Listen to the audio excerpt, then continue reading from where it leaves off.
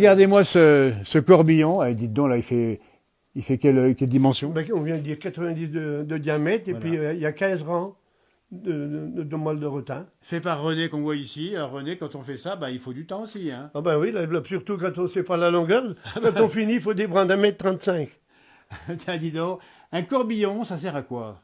Ah ben, les corbillons moyens comme ça, ben, c'était pour mettre les gaufres. Et puis si des corbillons relevés, c'était pour mettre le pain ou pour mettre les œufs. Alors, les corbillons relevés pour les œufs et le pain, c'est ça? Ouais, Et pour ouais. les gaufres? Et puis pour les gaufres, eh ben, il y était des paniers, des corbillons comme ça, un peu plus grands, puis on mettait les mâts de fin puis les gaufres. Voilà, et tu les fais en... C'est du rotin. Oui, moi, autrement, ben, tous les qu'on a vus tout à l'heure, c'est tout en osier. Hein. Vous êtes bien d'accord? Regardez, les brins d'osier sont toujours là. Ah, c'est formidable, dis donc.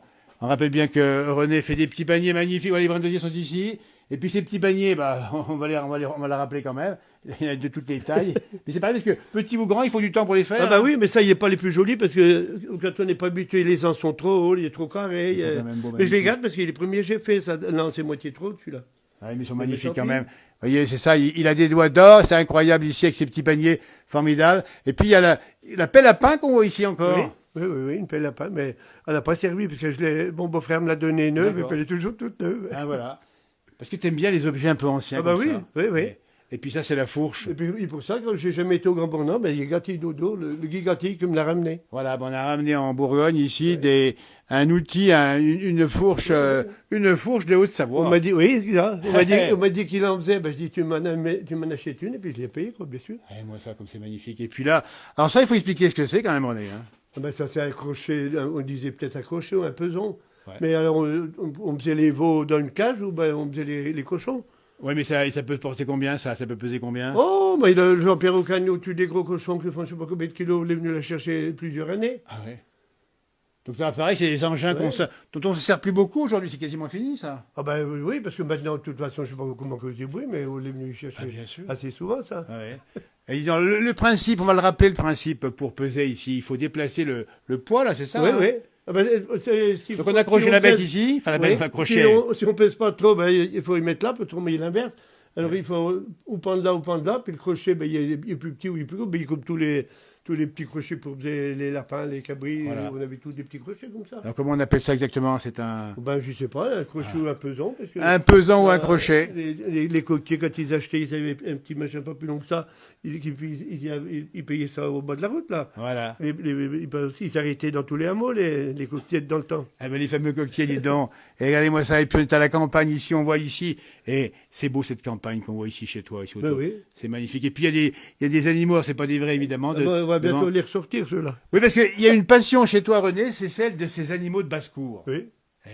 Ah bah oui. Ancien agriculteur, t'as gardé ça. Oui, mais il y a toujours... Ouais, 3 lapins, fantaisie, pas pour manger. Et il reste encore 3 lapins. Oui. Puis après ça, il y a des poulets pour les enfants, puis on fait des dindes, des pintades. Eh ben, regardez-moi ça. Pour nourrir la famille. Eh ben, ça, c'est beau. Ben, en tout cas, bravo pour cette passion ici, en Bourgogne, à Dompierre-les-Ormes de René. Regardez-moi ça encore. On vient ici sur le corbillon. Et puis, il y a même des paniers un petit peu autour là-haut. Il y a le joug, dis donc. Le joug, on l'a pas dit. Ah bah oui, il y a un jour que j'ai acheté une brocante. Et t'as pas connu le temps des jougs, hein, avec les bœufs. Ah ben non. Ça remontait à Non. encore. Hein. On avait des chevaux, puis moi j'ai horreur des chevaux parce que quand j'avais une dizaine d'années, j'ai pris des fait courir le cheval, et puis il a tout versé la charrette et le cheval. Et tu te rappelles bien? Ben, je me rappelle bien, oui. Puis mon frangin, qui était un peu plus vieux, il est venu en moto parce qu'on attendait que je gueulais. Puis ma soeur aînée, qui venait habiter chez nous, elle attendait que je gueulais, là, tout le monde est venu.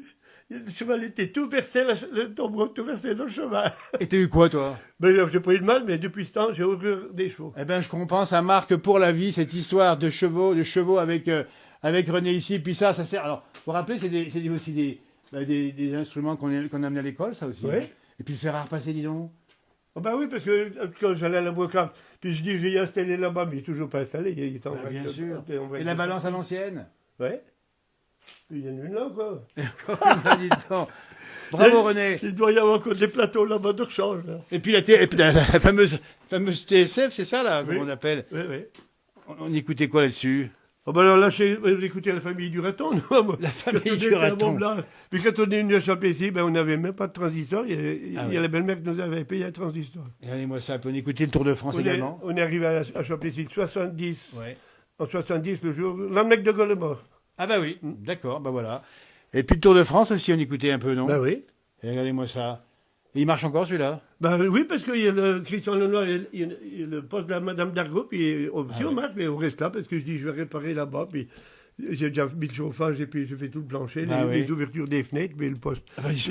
L'enduit n'est pas fini, le poste n'est pas installé. Et ça, ce qu'on voit ici, c'est quoi, là? Ben, je l'ai fait une espèce de roulotte. Elle roule, d'accord. Elle roule, la roulotte. Mais j'ai pas fini le toit, puis il n'est pas bien comme il faut. C'est maison. Et puis là-haut, qu'est-ce qu'on voit là-haut? C'est la lampe tempête, c'est quoi ça? Oui, des lampes tempêtes. On s'en est eu servi de ça? Oui, ben, si, parce que quand il n'y avait pas d'électricité, j'en achetais des brocants pour mes filles, parce qu'ils en voulaient tout après. Ben, bien sûr. Puis un jour, je vais me promener dans le bois, je trouve un bout de bois comme ça.